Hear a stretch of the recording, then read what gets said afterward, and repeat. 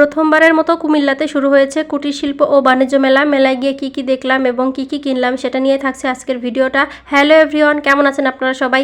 এই তো বাসা থেকে বেশি দূরে না হয় হচ্ছে আমরা সন্ধ্যার দিকেই মেলার উদ্দেশ্যে রওনা হই। আর এই সন্ধ্যায় বের হতে হচ্ছে আমাদের বড় ভুল হয়েছে। যাই হোক, মেলায় ঢোকার আগে হচ্ছে টিকিট নিতে হবে। টিকিটের মূল্য ছিল 20 টাকা। সামনের গেটটা কিন্তু অনেক সুন্দর করে সাজাইছে, অনেক বড় ছিল গেটটা। দুই পাশ দিয়ে হচ্ছে প্রবেশ গেট আর মাঝখান দিয়ে হচ্ছে এক্সিটের।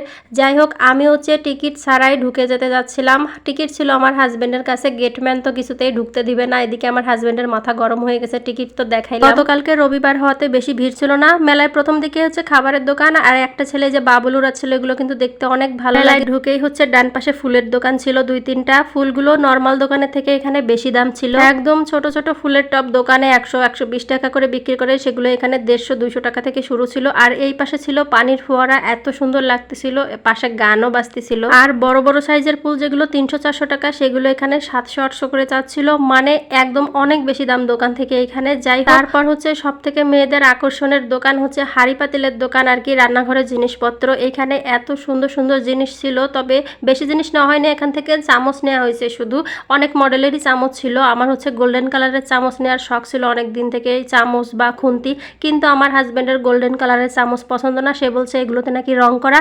তারপর হচ্ছে যে এখান থেকে মগও নেওয়া হয়েছে, অনেক কালারের মগ ছিল আর কি। মনে হচ্ছিল প্রত্যেকটা থেকে এক একটা করে নিয়ে নেই। তারপর হচ্ছে স্টিলের সব জিনিস, তারপর সিরামিক্সের সব কিছুই ছিল। কিন্তু অনলাইনে ভিডিও দেখে গেছি কম টাকায় জিনিস পাওয়া যাচ্ছে, ওখানে গিয়ে দেখি দাম হচ্ছে ডাবল।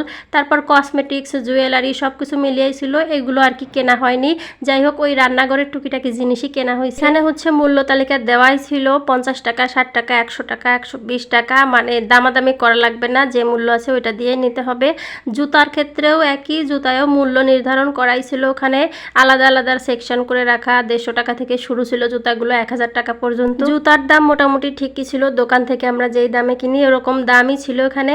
কিন্তু ব্যাগ দেখে আসছি অনলাইন থেকে 600 টাকা করে বিক্রি করতেছে, সেই দোকান আমি খুঁজেই পাইলাম না। আর হচ্ছে ড্রেসও এরকম সেকশন করে দেওয়া ছিল। মেলায় গেলে ড্রেস, জুতা এসব কিছু থেকেও মনে হয় রান্নাঘরের জিনিসের দিকে বেশি নজর যায় আমার ক্ষেত্রে আর কি।